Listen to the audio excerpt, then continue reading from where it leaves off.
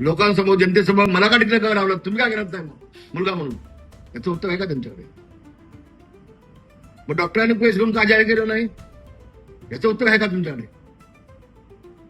आणि जर तुम्ही कमेंट केला असाल तर ठीक आहे, म्हणजे मी बोलवते कुठं नाही, पण हे वास्तव आहे. उद्या जर का मी याची चौकशी करायला लावली, याची मी वरिष्ठ पातळीवरून चौकशी करायला लावली, तर उद्धवजी अडचण येतील, उद्धवजी अडचण येतील. त्यांना नाही म्हणा, फक्त नाही म्हणा, फक्त हे चेहरे चपटे भोंगतायत ना, त्यांनी तोंड पण बंद होऊन जातील. ते मला करायला लावू नका, ते मला करायला लावू नका. तर मातोश्री समोर बसून उपोषणाला खोटं बोललात तर, आणि सगळी चौकशी करायला लागेल, सगळी चौकशी, त्या पुढची पण. मी आज बोलत नाही, पुढची पण चौकशी करायला लागेल, या सांगतो उद्धव ठाकरे.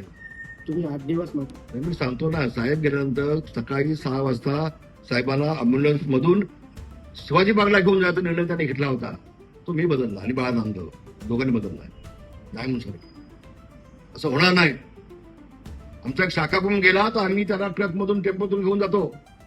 बाळासाहेबांना गपचूप का अँब्युलन्स म्हणून न्यायचा, मी तो निर्णय बदलला. मी नाही म्हटलं मी निर्णय बदलला. मी काय त्यावेळेला पत्रकार होते, त्याला विचारून घ्या, सांगते तुम्हाला घोषणा करायच्या आधी काय नेमकं सांगण्यात आलं होतं, काय तुम्ही मीडियासमोर काय सांगा? नाही, आधी 2 वेळेला मला सांगितलं की साहेबांच्या वरती डॉक्टरचे उपचार चालू आहेत असं सांगा. तशा पद्धतीने मी संध्याकाळपासून 2दा स्टेटमेंट दिली. नंतर 8 वाजता तेव्हा ठाकूर नाहीये, खासदार ठाकूर आज नाहीत आमचे, ते माझ्यासोबत होते. मग 8 वाजता मला सांगितलं त्यावेळेला संध्याकाळी, नेमकं टाईम मला तर माहिती नाही, की साहेब गेले म्हणून तुम्ही सांगा लोकांचं.